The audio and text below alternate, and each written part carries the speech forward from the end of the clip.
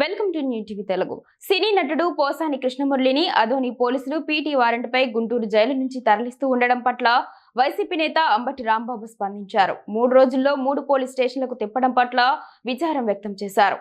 పోసానికి 67 ఏళ్ల వయసు అని, ఆయన ఈ వయసులో ఆ జైలుకు ఈ జైలుకు తిప్పడం వేధించడమేనని విమర్శించారు.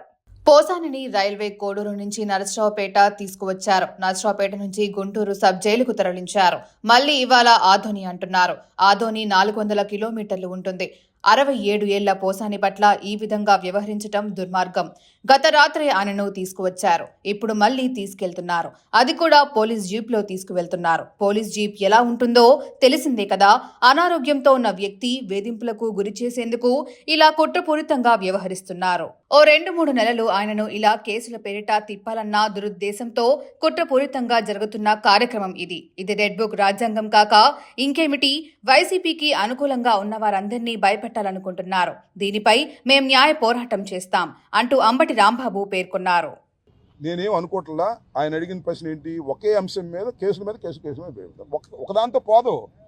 ఒకసారి అరెస్ట్ చేస్తే దానిలో బెయిల్ తీసుకుంటారని ఇంకో చోట ఒక కేసు, సేమ్ అంశం మీద. రెండోది ఏమి లేదు, ఇదే అంశం మీద ఇంకో చోట కేసు. అయ్యా పుల్లయ్యారా, తెలుగుదేశం పుల్లయ్యారా, ఒక కంప్లైంట్ పోసాని కృష్ణమురళి గారి మీద ఒక కంప్లైంట్ ఇచ్చేస్తారు.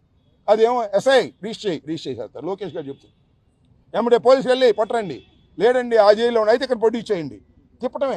తిప్పి హెరాస్మెంట్ చేసి భయపెట్టాలనేటువంటి ప్రయత్నం చేస్తున్నారు. ఒకే అంశం మీద అనేక కేసులు పెడుతున్నారు. ఆర్గనైజ్డ్ క్రైమ్ అని చెప్పి BSN 111ని పెడుతున్నారు. అది పెట్టిన దాన్ని అక్కడ రైల్వే కోర్టు తిరస్కరించింది, రిమాండ్కి పంపింది. బెయిల్ పిటిషన్ పెండింగ్లో ఉంది. ఎక్కడ బెయిల్ వస్తుందని చెప్పేసి మళ్ళీ నర్సాపేట కోర్టులో ప్రొడ్యూస్ చేశారు. నర్సాపేట కోర్టు నుంచి రిమాండ్కి వచ్చారు. ఎన్నాళ్ళు పెడతారు? నెల, 2 నెలలు అంతేగా. జీవితాంతం జైల్లో పెట్టలేరుగా. భారతదేశంలో చట్టాలు ఉన్నాయి కదా, న్యాయస్థానాలు ఉన్నాయి కదా. కాబట్టి కలకాలం మీరే అధికారంలో ఉంటామనో, కలకాలం పోసాని కృష్ణమురళినో లేకపోతే వంశీనో జైల్లో పెడతామని కలలు కనమాకండి. మంచి రోజులు మాకు వస్తాయి, ప్రజలు మాకు మంచి రోజులు ఇస్తారు, గుర్తుపెట్టుకోమని కూడా మనం చేస్తున్నా. ఏదైనా ఎవరినైనా ఏదైనా కొద్దిగా డోస్ ఇవ్వాలంటే స్థాయికి తగ్గట్టుగా ఇవ్వాలి. తప్పు చేసిన దానికి ఎంతో అంతే ఇవ్వాలి. ఇంత హెరాస్మెంట్ అండి. అంతర్జాతీయ ఉగ్రవాది ఏమన్నాను?